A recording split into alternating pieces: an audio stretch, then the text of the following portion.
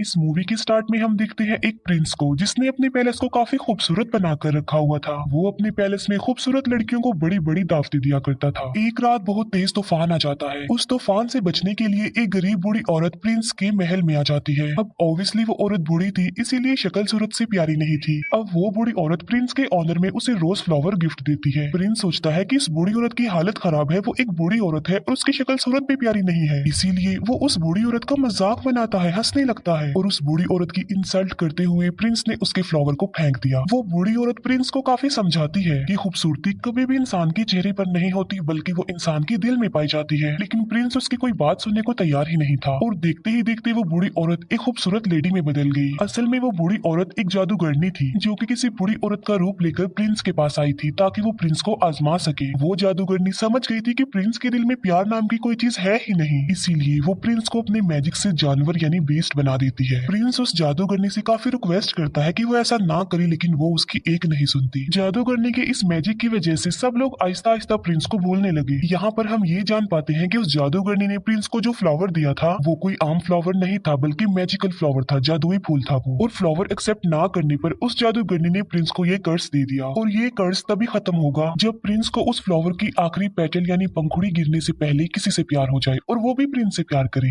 लेकिन आखिरी पंखुड़ी गिरने से पहले अगर प्रिंस से किसी ने प्यार ना किया तो प्रिंस कभी भी इंसान नहीं बन सकेगा दोबारा, बल्कि बेस्ट ही रहेगा वो हमेशा। काफी साल गुजर जाते हैं लेकिन उस पैलेस में कोई भी नहीं आता। फिर हमें पैलेस के करीबी एक गाँव में एक लड़की दिखाई जाती है जिसका नाम होता है बेल। बेल को किताबें पढ़ने, स्टोरीज पढ़ने का काफी शौक था। बेल के फादर एक डिजाइनर होते हैं। उसी गाँव में एक और लड़का भी रहता है जिसका नाम होता है गैस्टोन। गैस्टोन जो कि बेल से शादी करना चाहता था, लेकिन बेल उसे शादी करना नहीं चाहती थी क्योंकि वो एक प्राउड इंसान था। गैस्टोन बेल से शादी करने के लिए उसे अपना बनाने के लिए काफी स्ट्रगल भी किया करता था, लेकिन उसकी कोशिशें नाकाम ही रहती हैं। एक दिन बेल के फादर को कहीं पर जाना था। जिस रास्ते से उन्होंने जाना था वो एक जंगल था। बेल के फादर देखते हैं कि उनके रास्ते में तो आग लगी हुई है, लेकिन वहाँ पर एक और रास्ता भी था जहाँ पर वो मुड़ जाते हैं। बेल के फादर अपने घोड़े पर सवार होते हैं, लेकिन तभी उन्हें जंगल से भेड़ियों की आवाज सुनाई देती है और फिर वही भेड़िए उनका पीछा करने लगते हैं। बेल के फादर अपनी जान बचाने के लिए वहाँ से भागते हैं और भागते भागते वो आ जाते हैं बीस्ट के पैलेस के पास। बेल के फादर जब अंदर जाते हैं तब उन्हें वहाँ पर कोई भी दिखाई नहीं देता। हालांकि ऐसा लग रहा था कि पैलेस में कोई रहता है। कैंडल्स भी जल रही थी और टेबल पर खाना भी पड़ा हुआ था। इतना अच्छा खाना देखकर बेल के फादर खाना खाने लगते हैं, लेकिन हम फिर बहुत हैरान कर देने वाली चीज देखते हैं। वहाँ पर जो कप पड़ा होता है वो बेल के फादर से बातें करने लगता है। बेल के फादर समझते हैं कि ये कोई सॉल है जो उन्हें डराने की कोशिश कर रही है, इसीलिए बेल के फादर उसे कहते हैं कि मैं तुमसे नहीं डरता। ये कहकर बेल के फादर वहाँ से भाग जाते हैं। अब यहाँ पर सवाल ये उठता है कि वो कब कैसे बोल पाया। असल में बात ये है कि वहाँ पर यानी पैलेस में जितनी भी चीजें पड़ी हुई थी वो पहले इंसान हुआ करती थी, लेकिन जादूगरनी की कर्ज की वजह से वो सब चीजों में बदल गई। बेल के फादर भागते हुए गार्डन में आ जाते हैं। वो देखते हैं कि वहाँ पर बहुत प्यारे प्यारे फ्लावर लगे हुए हैं। बेल के फादर सोचते हैं कि मेरी बेटी बेल ने अपने लिए फ्लावर मंगवाया था, इसीलिए वहाँ से वो एक फूल तोड़ लेते हैं और तभी वहाँ पर बीस्ट आ जाता है। फ्लावर चोरी करने की पनिशमेंट देने के लिए बीस्ट उन्हें प्रिजनर बना लेता है, लेकिन बेल के फादर का घोड़ा वहाँ से भाग जाता है और वो सीधा अपने घर आता है बेल के पास। बेल जब देखती है कि घोड़ा अकेला आया है, उसके फादर नहीं आए, तो वो फौरन समझ जाती है कि उसके फादर किसी मुसीबत में फंस गए हैं, इसीलिए बेल अपने फादर को ढूंढने के लिए उस घोड़े पर बैठ जाती है। वो घोड़ा बेल को ले आता है पैलेस में और पैलेस में ही बेल के फादर को प्रिजनर बनाकर रखा हुआ था। बेल जब पैलेस के अंदर जाती है तब उसे वहाँ पर कोई भी दिखाई नहीं देता। बेल वहाँ पर काफी आवाजें भी लगाती है, लेकिन उसे आगे से कोई भी रिस्पॉन्स नहीं मिलता।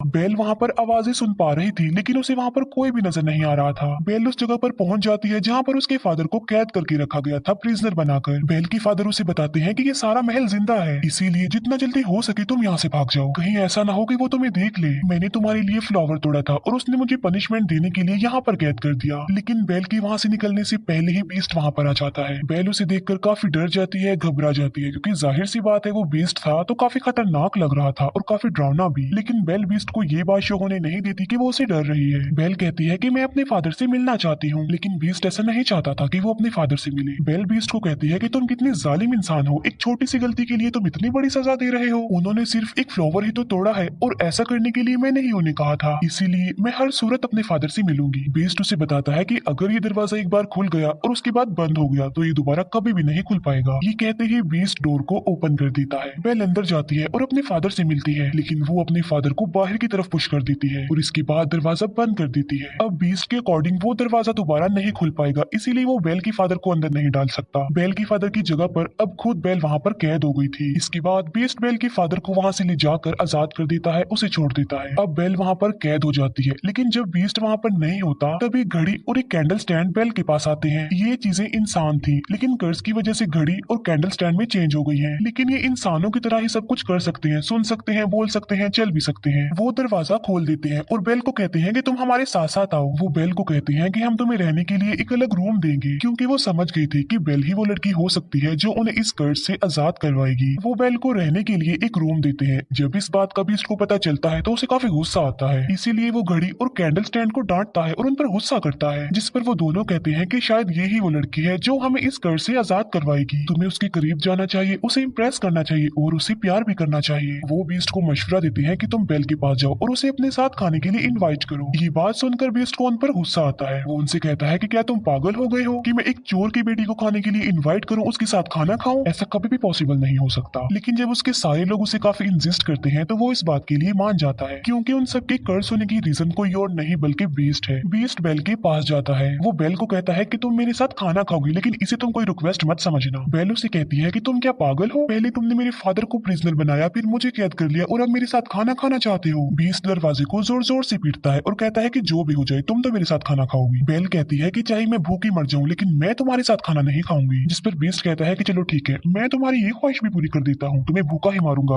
अब तुम्हें कोई भी खाना नहीं देगा और तुम भूखी ही मरोगी। बेल फिर भी दरवाजा नहीं खोलती और वो वहाँ से चला जाता है। जिस अंदाज से बेल ने बीस्ट को जवाब दिया था, उसे देखकर वहाँ सभी कर्ज चीजें लाइक कैंडल स्टैंड, घड़ी, पिच, कप, उन सबको ये कंफर्म हो जाता है कि बेल ही वो लड़की है जो उन्हें कर्ज से निजात दिलाएगी। फिर हम देखते हैं बीस्ट को जो कि उसी रोज फ्लावर के पास जाता है। बीस्ट देखता है कि उस फ्लावर की बहुत सारी पंखुड़ियां गिरकर टूट गई हैं। ये वही रोज फ्लावर था जिसकी खत्म होने के बाद बीस्ट हमेशा के लिए जानवर ही रहेगा और पैलेस की जितनी भी कर्ज चीजें हैं वो सारी ऐसे ही रहेंगी, हमेशा के लिए बेजान बन जाएंगी। वो फ्लावर पर बहुत ही थोड़ी पंखुड़ियां रह गई हैं और वो भी बहुत जल्द गिर जाएंगी। फिर हम देखते हैं बेल के फादर को जो कि वापस अपने गांव में आ चुके थे। वो सब लोगों को बता रहे होते हैं कि मेरी बेटी की जान खतरे में है। जंगल के पास एक पैलेस है और वहाँ पर एक बीस्ट रहता है और वहीं पर मेरी बेटी फंस गई है। लेकिन कोई भी उनकी इस बात पर बिलीव करने को तैयार नहीं था, बल्कि वो सिर्फ इस बात को कहानी ही समझ रहे थे। लेकिन गैस्टोन जो कि बेल से शादी करना चाहता था, वो बेल के फादर को इम्प्रेस करने के लिए कहता है कि मैं तुम्हारी बात पर यकीन करता हूँ, मैं तुम्हारे साथ जाऊंगा तुम्हारी बेटी को बचा लाने के लिए। तब गैस्टोन और उसका एक साथी बेल के फादर के लिए जंगल के रास्ते निकल पड़ते हैं। जिस रास्ते पर बेल के फादर गए थे वो रास्ता इन्हें कहीं पर मिलता ही नहीं है। गैस्टोन को इस बात पर काफी गुस्सा आता है। वो बेल के फादर को कहता है कि तुम्हारा दिमाग खराब हो गया है, कोई भी नहीं होता। गैस्टोन बेल के फादर को ये भी कह देता है कि मैं तुम्हारी बेटी से प्यार करता हूँ और मैं उससे शादी करूंगा। जिस पर बेल के फादर कहते हैं कि तुम्हारी ये ख्वाहिश कभी भी पूरी नहीं हो सकती। इस बात पर गैस्टोन को काफी गुस्सा आता है। वो बेल के फादर के हाथ पांव बांध देता है और उन्हें एक ट्री के नीचे मरने के लिए छोड़कर वहां से चला जाता है, क्योंकि वो भेड़ियों का इलाका था और भेड़िए उन्हें मारकर खा लेंगे। फिर हम एक लेडी को देखते हैं जिसे उसके गांव से निकाल दिया गया था और उसका नाम था अगथा। एगथा बेल के फादर की जान बचा लेती है और उन्हें आजाद कर देती है। पैलेस में हम बेल को देखते हैं जो कि उसी रोज फ्लावर के पास आ जाती है। बेल उस फ्लावर को भी टच करने ही वाली होती है कि वहां पर आ जाता है बीस्ट। बीस्ट उसे कहता है कि तुम्हें अंदाजा नहीं कि तुम अभी क्या करने वाली थी, अभी हम सब के सब मारे जाते। बीस्ट गुस्से में आकर बेल से कहता है कि चली जाओ यहाँ से। तब बेल रोते हुए वहाँ से भागकर चली जाती है। घोड़े पर बैठकर जब बेल जंगल पार कर रही होती है तब वहाँ पर बहुत सारे भेड़िए आकर बेल को चारों तरफ से घेर लेते हैं। लेकिन इससे पहले कि वो भेड़िए बेल को कोई नुकसान पहुंचाते वहाँ पर बीस्ट आ जाता है। वो उन भेड़ियों का काफी मुकाबला करता है, उन्हें काफी मारता है। बीस्ट उन सब भेड़ियों को वहाँ से मार भगाता है, लेकिन इस लड़ाई के दौरान वो खुद भी इंजर्ड हो जाता है। बेल अभी घोड़े पर बैठकर वहाँ से जाने ही वाली होती है तो वो देखती है कि बीस्ट जमीन पर गिर गया है, क्योंकि वो काफी इंजर्ड है, उसकी हालत काफी खराब हो गई है। अब क्योंकि बीस्ट ने बेल की जान बचाई थी, उसे नई जिंदगी दी थी, इसीलिए बेल वहाँ से जाने की बजाय उसके पास आ जाती है। बेल उससे कहती है कि मैं तुम्हें उठा नहीं सकती, इसीलिए तुम्हें हिम्मत करके खुद ही उठना होगा। बड़ी मुश्किल से हिम्मत करते हुए बीस्ट खड़ा हो जाता है। बेल उसे अपने साथ घोड़े पर बिठाकर पैलेस में वापस ले आती है। बेल एक बार फिर से वापस उसी पैलेस में आ गई थी। पैलेस की सारी कर्ज चीजें बेल को देखकर काफी खुश हो जाती हैं, क्योंकि वो चाहते थे कि बेल यहीं रहे इसी पैलेस में। बेल और बीस्ट को एक दूसरे से प्यार हो जाए जाए जिसकी वजह से कर्ज खत्म हो जाए और सब कुछ नॉर्मल हो जाए। वो चीजें बेल को सारी स्टोरी नहीं बताती, ना ये बताते हैं कि वो इस कर्ज से कैसे आजाद होंगी, बल्कि सिर्फ ये बताती हैं कि जब उस फ्लावर की आखिरी पंखुड़ी गिर जाएगी हम सब ऐसे ही रह जाएंगे और बीस्ट भी हमेशा के लिए बीस्ट ही रह जाएगा। बेल बीस्ट को बैंडेज लगाती है। बेल जब बीस्ट के पास होती है तो वो एक शेर पढ़ती है, क्योंकि बेल का इंटरेस्ट बुक में, स्टोरी में और पोएट्री में बहुत ज्यादा था, लेकिन उस शेर को बीस्ट कंप्लीट करता है। ये बात बेल को काफी हैरान कर देती है। बेल उससे पूछती है कि क्या तुम भी पोएट्री पढ़ते रहते हो? बीस्ट कहता है कि मैं लव स्टोरी, प्यार मोहब्बत, इनकी पोएट्री नहीं पढ़ता, बल्कि मैंने बहुत ज्यादा बुक्स पढ़ी हुई हैं, बहुत ज्यादा पोएट्री के बारे में जानता हूँ। इस पर बेल कहती है कि मुझे तो प्यार मोहब्बत की बातें, प्यार मोहब्बत की कहानियां बहुत पसंद है। जिस पर बीस्ट कहता है कि तुम्हारी शक्ल देखकर ऐसा लगता है कि तुम्हें प्यार मोहब्बत में बहुत इंटरेस्ट है, अगर तुम कुछ पढ़ना ही चाहती हो तो कुछ अच्छा पढ़ो। फिर बीस्ट बेल को अपने साथ अपनी लाइब्रेरी में लेकर जाता है, जो कि काफी बड़ी थी। वहाँ पर बहुत ज्यादा बुक्स थी। बेल उन बुक्स को देखकर काफी शॉक्ड भी रह जाती है और काफी खुश भी हो जाती है, क्योंकि गाँव में पढ़ने के लिए उसे कोई भी बुक नहीं मिलती थी और यहाँ पर तो उसे इतनी सारी बुक्स मिल गई हैं। बीस्ट कहता है कि अगर तुम चाहती हो तो हमारे साथ यहाँ पर रह सकती हो। ये बात बेल को काफी खुश कर देती है। फिर वक्त के साथ साथ ये एक दूसरे के साथ काफी टाइम गुजारने लगे। इन दोनों की दोस्ती हो गई, वो एक दूसरे के काफी करीब आ गए, एक दूसरे की लाइक्स डिसलाइक्स उन्हें पता भी चल गए। दोनों साथ मिलकर खाना भी खाते थे। फिर बीस्ट बेल को गाना भी गाकर सुनाता है और बीस्ट बेल को एक बुक भी दिखाता है, जो कि एक जादुई बुक थी। वो कहता है कि ये बुक मुझे किसी जादूगरनी ने दी थी और इस किताब की मदद से हम लाइफ के किसी भी टाइम में जा सकते हैं। लाइक हम पास्ट टाइम में जा सकते हैं, फ्यूचर टाइम में जा सकते हैं। बेल उस टाइम में जाना चाहती थी जब वो अपनी मदर से आखिरी बार मिली थी। बेल जब उस टाइम में जाती है तब उसे पता चलता है कि उसकी मदर को एक इन्फेक्शन हो गया था। इसीलिए बेल की मदर ने बेल के फादर को कहा था कि तुम बेल को लेकर हमेशा के लिए यहाँ से चले जाओ, ताकि मेरी बेटी को भी ये इन्फेक्शन ना लग जाए।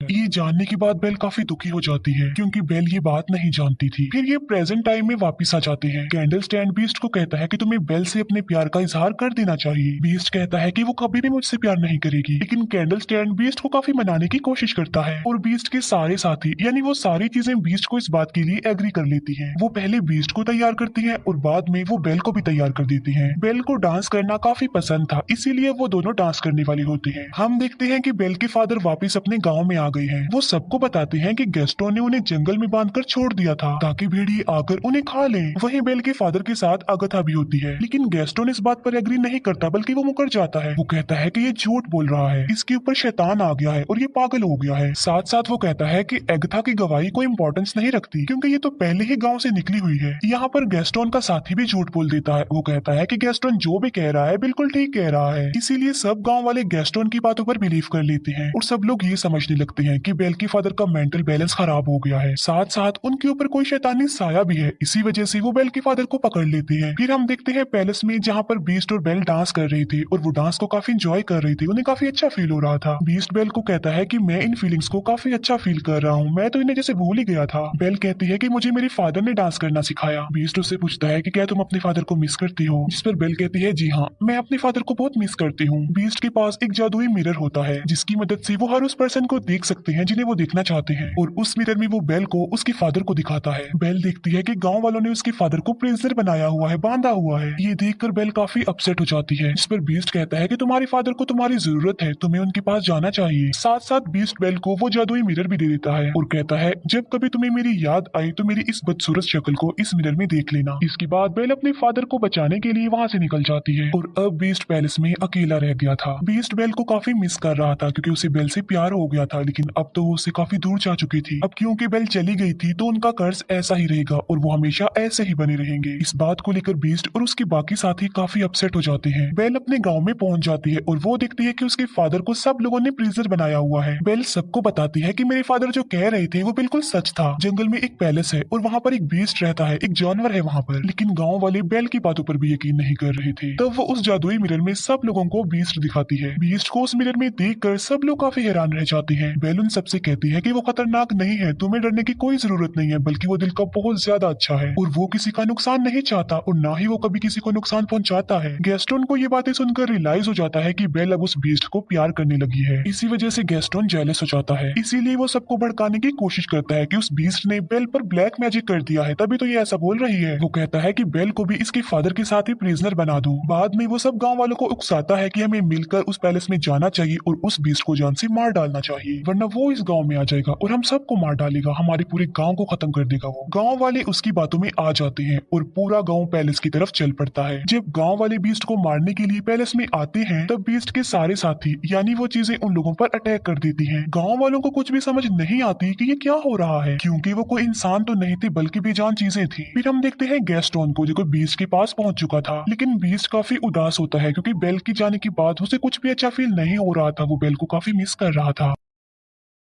गैस्टोन बीस्ट को कहता है, तुम क्या समझते हो कि बेल तुमसे प्यार करती है, बल्कि तुम्हें मारने के लिए उसने हम सब गांव वालों को भेजा है। ये कहते ही वो बीस्ट पर गोली चला देता है और बीस्ट जाकर नीचे गिरता है। लेकिन नीचे गिरने से पहले बीस्ट टेरिस की एक टॉप को पकड़ लेता है। लेकिन इससे पहले कि गैस्टोन दूसरी गोली चलाता, बेल वहां पर आ जाती है। गैस्टोन को रोकने के लिए बेल उसका हाथ पकड़ लेती है। इस फाइट में गैस्टोन भी जाकर नीचे गिर जाता है। गैस्टोन की गन भी उसके हाथ से गिर जाती है। बीस्ट ऊपर आने की कोशिश करता है, तभी बेल उसे आवाज देती है। वो बीस्ट को बताती है कि मैंने गांव वालों को रोकने की बहुत कोशिश की थी, लेकिन वो नहीं रुके। बेल को वहां देखने के बाद बीस्ट के अंदर एक हिम्मत पैदा हो जाती है और अब वो गैस्टोन का मुकाबला करना चाहता था। और अब वो पहुंच जाता है गैस्टोन के पास। वो गैस्टोन को गर्दन से पकड़ लेता है और उसे हवा में कर देता है और बीस्ट गैस्टोन को काफी ऊंची दीवार से फेंकने ही वाला होता है, जिस पर गैस्टोन बीस्ट से काफी रिक्वेस्ट करता है कि प्लीज मुझे मत फेंको, प्लीज बीस्ट मुझे छोड़ दो। बीस्ट उससे कहता है कि मैं बीस्ट नहीं हूँ। ये कहते ही बीस्ट गैस्टोन की जान छोड़ देता है और उसे कहता है चले जाओ यहाँ से। गैस्टोन वहां से चला जाता है और बीस्ट आ जाता है बेल के पास। मौके का फायदा उठाकर गैस्टोन अब पीछे की तरफ से बीस्ट पर गोलियां चलाता है, जिसकी वजह से बीस्ट नीचे गिर जाता है। लेकिन गैस्टोन जिस जगह पर खड़ा हुआ था वो जगह टूट जाती है और गैस्टोन भी जाकर नीचे गिरता है। इतनी ऊंचाई से गिरने की वजह से गैस्टोन मर जाता है। बीस्ट की हालत काफी खराब हो जाती है क्योंकि वो काफी इंजर्ड था और अपनी आखिरी सांस गिन रहा था। बेल बीस्ट को कहती है कि अब के बाद मैं तुम्हें कभी भी छोड़ के नहीं जाऊंगी, जिस पर बीस्ट कहता है लेकिन अब मेरी तो जाने का वक्त हो गया है। जिस पर बेल कहती है कि तुम्हें कुछ नहीं होगा, सब कुछ नॉर्मल हो जाएगा। और हम देखते हैं कि उस फ्लावर की आखिरी पंखुड़ी भी गिर जाती है। जैसे ही वो पंखुड़ी गिरती है बीस्ट बिल्कुल खामोश हो जाता है और वहां पर बीस्ट के जितने भी साथी थे यानी वो चीजें थी वो भी एकदम से बेजान हो जाती हैं। बीस्ट को मरता हुआ देखकर बेल को काफी दुख होता है और उसकी आंख में आंसू होते हैं। यहाँ पर बेल भी अपने प्यार का इजहार कर देती है। वो बीस्ट को कहती है मैं तुमसे बहुत प्यार करती हूँ और वो बीस्ट के करीब भी आती है। तभी वहाँ पर एगथा भी आ जाती है। एगथा जिसे गाँव के लोगों ने निकाल दिया था, असल में बात ये नहीं थी बल्कि वो जादूगरनी कोई और नहीं बल्कि एगथा थी। वो देखती है कि बीस्ट को किसी से प्यार हो गया है और वो लड़की भी अब बीस्ट से प्यार करती है, यानी अब वो कर्ज खत्म हो गया है। और देखते ही देखते बीस्ट के चारों तरफ रोशनी ही रोशनी चमक उठती है और बीस्ट अब एक खूबसूरत प्रिंस में चेंज हो जाता है। ये देखकर बेल काफी खुश हो जाती है। वो दोनों एक दूसरे को देखकर काफी खुश होते हैं, एक दूसरे के पास आते हैं और एक दूसरे को गले से लगा लेते हैं। और पैलेस की जितनी भी कर्ज चीजें थी अब वो इंसान बन गई थी, यानी अपने असली रूप में आ चुकी थी। सब लोग काफी खुश हो जाते हैं। बेल और बीस्ट पैलेस में सब लोगों के बीच में डांस कर रहे होते हैं और इसी के साथ ही इस मूवी की हैप्पी एंडिंग हो जाती है। Thank you for watching.